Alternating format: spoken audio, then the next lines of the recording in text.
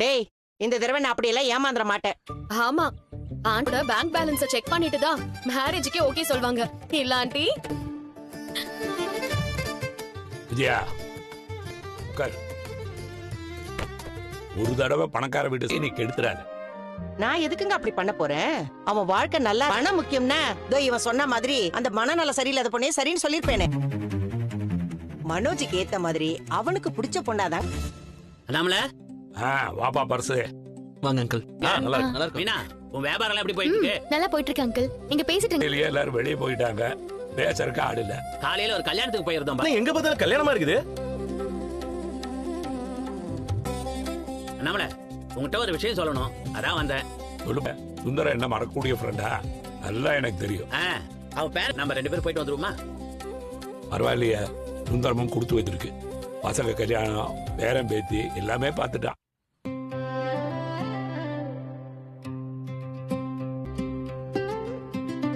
ஆமா ஆமா அண்ணாமல. ஆமா பர்சு, நீ சொல்றது வாசவம் தான். அதுக்கெல்லாம் ஒரு கொடுப்பணும். வேண்டபடி குழந்தை எப்ப வேணும்னு அவங்க தான் முடிவு எடுக்கணும்.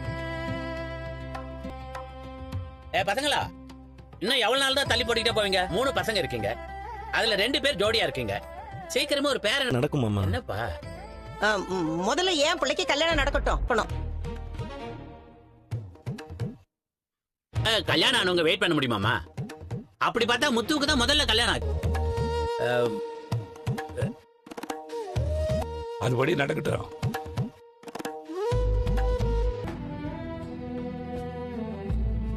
ஆமாடா முத்து. வாடா இப்படி. என்னப்பா? தள்ளி இப்படி வாங்க. வாங்க, பக்கத்துல வாங்க. இந்த வீடியோவை சப்ஸ்கிரைப் பண்ணாவங்க மட்டும் தான் பார்க்க முடியும். சோ சீக்கிரம் சப்ஸ்கிரைப் பண்ணுங்க. இந்த வீடியோவை சப்ஸ்கிரைப் பண்ணாவங்க மட்டும் தான் பார்க்க முடியும். சோ சீக்கிரம் சப்ஸ்கிரைப் பண்ணுங்க.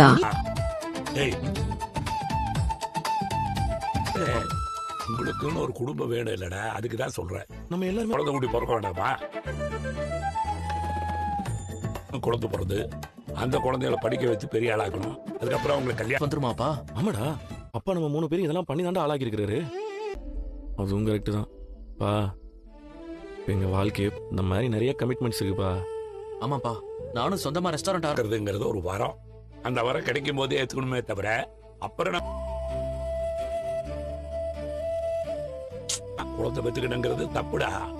எவ்வளவு வயசானாலும் யாரும் செட்டில் தவிர இது போதும்னு எப்பவுமே தோணாது. முதல்ல கல்யாணமானா போதும்னு நினைப்போம், அப்புறம் குழந்தை பிறந்தா போதும்னு நினைப்போம், அப்புறம் பேர குழந்தைங்க பிறந்தா. இன்னைக்கான சிறகடிக்க ஆசை சீரியல் என்னன்னு பார்த்தீங்கன்னா வந்து முத்துவும் மீனாவும் வந்து ஒரு கோயிலில் மீட் பண்ணுறாங்க. அந்த கோயிலில் பார்த்தீங்கன்னா வந்து முத்து மீனா சொல்கிறாங்க, இந்த மாதிரி புதுசாக வந்து எனக்கு வந்து குழந்தை பிறக்க போகுது, கன்சீவாக இருக்கேன்னு நினைக்கிறேன் அப்படிங்கிறாங்க. முத்து சொல்கிறாங்க. அதுக்கு மீனா வந்து சொல்கிறாங்க, என்னடி என்னடி திடீர்னு இப்படி சொல்கிற, என்ன என்ன முத்து இப்படி சொல்கிற, எனக்கு ஆச்சரியமாக இருக்குது, வீட்டுக்கு எல்லாருக்கும் தெரியுமா அப்படின்னு கேட்குறாங்க.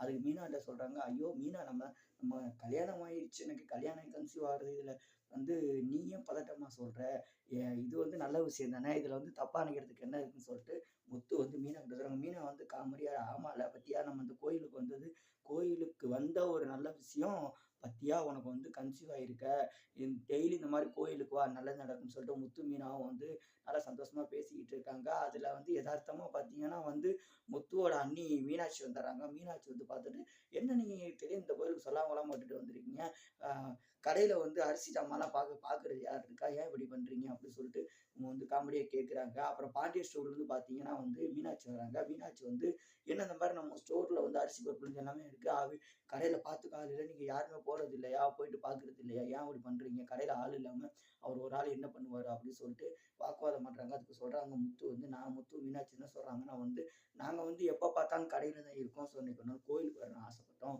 ஸோ கோயிலுக்கு வந்தோம், கோயிலுக்கு வந்து விதமாக பாருங்கள் முத்து வந்து கன்சீவ் ஆகிட்டா அப்படின்னு சொல்லிட்டு மீனாட்சி சொல்கிறாங்க. அதுக்கு முத்து சந்தோஷமாக சொல்லவும், மீனாட்சி சொல்லவும், பாண்டிய ஸ்டோரில் உள்ள மீனாட்சி என்ன சொல்கிறாங்கன்னா, அப்படியா, ரொம்ப சந்தோஷம் அப்படின்னு சொல்லிட்டு சந்தோஷமாக வந்து அவங்க பேசிக்கிறாங்க. இந்த சந்தோஷமான விஷயம் வந்து ஸ்வீட் எடுத்து கொண்டாடணும், வீட்டில் போய் கேசரி செஞ்சு எல்லாம் பண்ணுவோம், பத்தியா மறுபடியும் பொட்டிக்கடை ஓனர்னு நீங்கள் கரெக்டாக காட்டுறீங்க, பொட்டிக்கடை உள்ள கேசரி மாவு எடுத்து கேசரிக்கு கிண்டி எல்லாம் கொடுக்கணும்னு சொல்லிட்டு சொல்லி நக்கல் பண்ணி சிரிச்சுக்கிட்டு இருக்காங்க. ஸோ செம்ம பண்ணால் போயிட்டு இருக்கு சீரியஸு. இதில் வந்து எத்தனை பேர் இந்த சீரியல் பார்ப்பீங்கன்னு தெரியல. நான் வந்து கண்டினியூவாக பார்ப்பேன். ஸோ எனக்கு வந்து இந்த சீரியல்லாம் ரொம்ப பிடிக்கும். ஸோ அதை பற்றி ரிவ்யூ சொல்லிக்கிட்டு இருக்கேன். ஸோ கண்டிப்பாக அந்த முடியும். ஸோ முத்து மீனாட்சி கேரக்டர்லாம் பயங்கரமாக இருக்கும். எனக்கு ரொம்பவும் பிடிக்கும். ஸோ முத்து கன்சீவ் ஆயிருக்காங்க. ஸோ மீனாட்சி ரொம்ப பாராட்டியிருக்காங்க. அதை வந்து ஒரு பரபரப்பான நிகழ்ச்சி மாதிரி பேசப்பட்டிருக்கு. ஸோ இதையே வந்து ஒரு 2-4 எபிசோடாக எப்படியும் காட்டுவாங்க. ஸோ பார்க்கலாம்.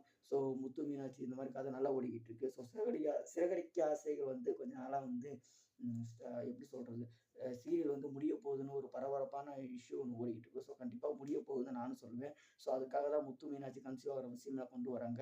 அப்புறம் வந்து பாண்டியன் ஸ்டோரில் பார்ப்பேன். அதுக்கப்புறம் பார்த்தீங்கன்னா வந்து பாண்டியன் ஸ்டோரும் சிறகடிக்க ஆசை ஒன்றா சேர்ந்து மிக்ஸ் பண்ணி ஒரு சீரியல் ஆரம்பிக்க போகணும்னு விஜய் டிவியில் சொல்லிக்கிட்டு இருக்காங்க. என்னடா நான் கிறுக்க மாதிரி பேசிக்கிட்டு இருக்கான்னு சொல்கிறீங்களா? கண்டிப்பாக நான் கிறுக்கேன் தான். ஏன்னா நான் சீரியல் பார்க்குறதும் இல்லை, ஏதோ வீடியோ சொல்கிறதுக்காக சொல்கிறேன்.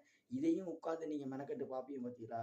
உங்களை மாதிரி ஏமாளிகள் இருக்கிற வரைக்கும் எங்களை மாதிரி ஆளுங்க இந்த மாதிரி வீடியோ போடுவோம், வியூஸ் வாங்க வைப்போம், வியூஸுக்கு வாங்கி எப்படியாவது காசு வாங்க பார்ப்போம். ஸோ அதுதான் நடக்கும். ஸோ அதுதான் நான் பண்ணிக்கிட்டு இருக்கேன். நான் ஒரு கிறுக்கேன், என்ன மாதிரி பல கிறுக்கேங்க இங்கே மீடியாவில் சுற்றிக்கிட்டு இருக்காங்க. ஸோ சீரியலை பார்த்து மூக்கால் அழுதுகிட்டு உட்காந்துக்கிட்டு போட்டுக்கிட்டு படுத்துறதுக்கு யூடியூப்பில் சீரியலை சர்ச் பண்ணி பார்க்குறதுக்கு லைஃப்பில் முன்னேற வழியை பாருங்கள் மக்களே. சரியா? திரும்பவும் சொல்கிறேன், serial it's very addicted. So real லைஃப்பை பாருங்கள்.